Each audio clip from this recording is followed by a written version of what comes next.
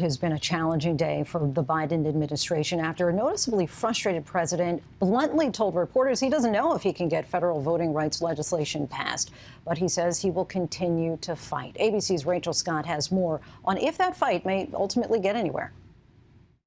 Tonight, a tough blow for President Biden from a member of his own party. Less than an hour before the president was due to arrive on Capitol Hill to make a direct plea to Democrats to change the Senate rules to get voting rights legislation passed, Senator Kyrsten Sinema declared she's not on board. While I continue to support these bills, I will not support separate actions that worsen the underlying disease of division infecting our country. Her announcement undercutting the president's visit. And when he emerged from his meeting with Senate Democrats, the president sounding somewhat defeated. I hope we can get this done. The honest to God answer is I don't know whether we can get this done. But one thing for certain, like every other major civil rights bill that came along, if we miss the first time, we can come back and try it a second time. The president suggesting there may be another opportunity to get another bite at the apple. Rachel Scott joins us now. Rachel, some news tonight about Senators Manchin and Sinema meeting with the president. What's the latest? Senator Joe Manchin and Senator Kyrsten Sinema heading to the White House to meet with the president again face to face. This comes after the president was here on Capitol Hill. He made a direct plea to both of those senators. Well, turns out they have not changed their minds. In fact, Senator Manchin only digging in tonight, saying changing the Senate rules to pass voting rights legislation would be an easy way out, Lindsay. Rachel Scott reporting in from Capitol Hill. Thanks so much, Rachel. And to continue the conversation on voting rights, we bring in Illinois Senator Tammy Duckworth. Senator, thanks so much for coming on the show. It's great to be on. Thank you. So I want to get your reaction, not just to Senator Sinema's speech today, laying out why she will not support changing Senate rules, but also the timing of her statements coming shortly ahead of Biden's meeting with Senate Democrats. Do you think that her point is a reasonable one?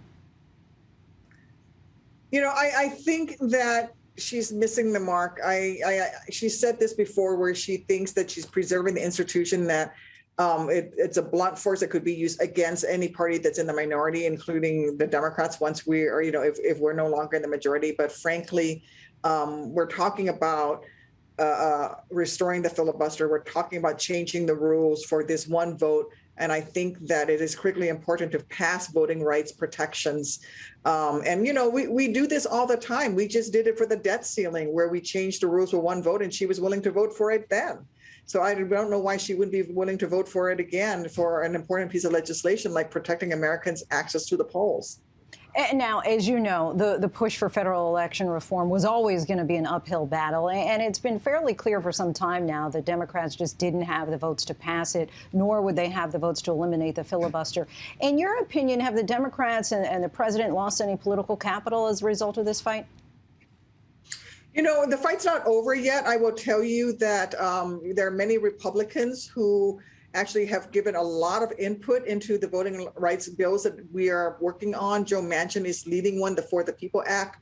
Lots of Republicans have given us input on that, but they've come back and said, hey, you know what, even though we're giving you input and you're taking our input, we can't vote for this because it's a red line. Mitch McConnell has told us this is a red line. We can't vote on this.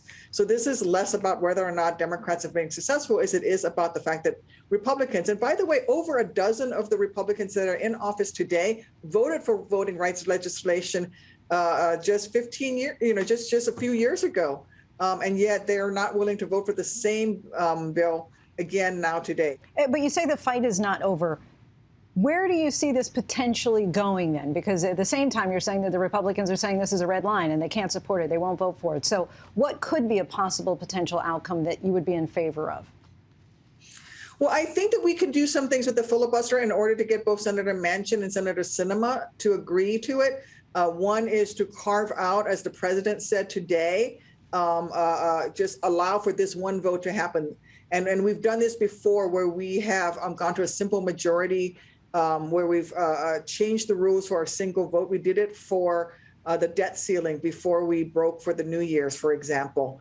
We can do the same thing for voting rights legislation, where we're saying this is so critically important to our nation. We're going to suspend the filibuster the way it is for this one vote in order to make sure we protect Americans' rights to vote. And the president seems, though, like he's been or potentially about to be shot down again by members of his own party. While 48 of you agree, 2 of you don't. Why do you think even appeals from the president at this point haven't been able to get all the Democrats on the same page?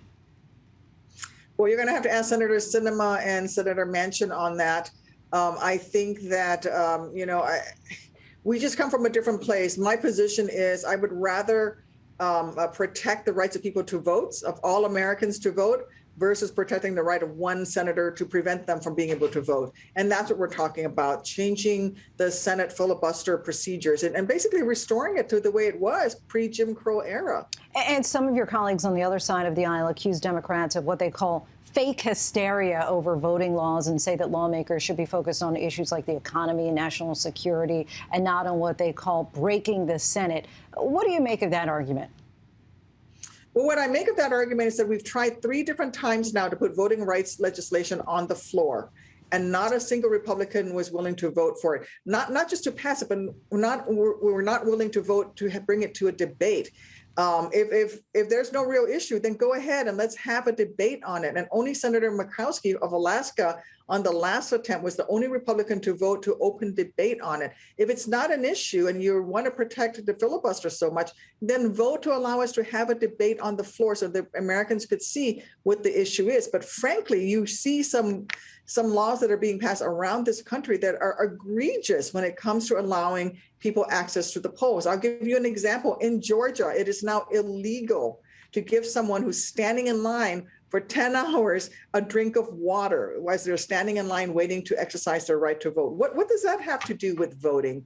The Republican Secretary of State in Georgia sent out voter registration forms to all of the registered voters, an absentee ballot in the last election. That is now illegal. And before you go, just on another topic here, another headline today, of course, the Supreme Court knocking down President Biden's vaccine mandate for large businesses. How problematic is this in your estimation? Well, I think it is pretty problematic. I don't know how it's consistent with the fact that we do have vaccine mandates in all sorts of other places. I served in the military. I got something like 5 out of the 6 anthrax vaccines before I was wounded in combat. But we've had all sorts of mandates for vaccines in all sorts of places. So it is a problem. It is an issue. But frankly, bottom line, the virus doesn't care. The virus is still going to be out there and you're going to get sick from it. So it is in your very best interest to make sure that you are vaccinated, not just for yourself, but for the people that you love as well. Senator Tammy Duckworth, once again, we appreciate your time. Thanks so much for talking with us tonight. My pleasure. Thank you. Hi, everyone. George Stephanopoulos here. Thanks for checking out the ABC News YouTube channel. If you'd like to get more videos, show highlights, and watch live event coverage, click on the right over here to subscribe to our channel. And don't forget to download the ABC News app for breaking news alerts. Thanks for watching.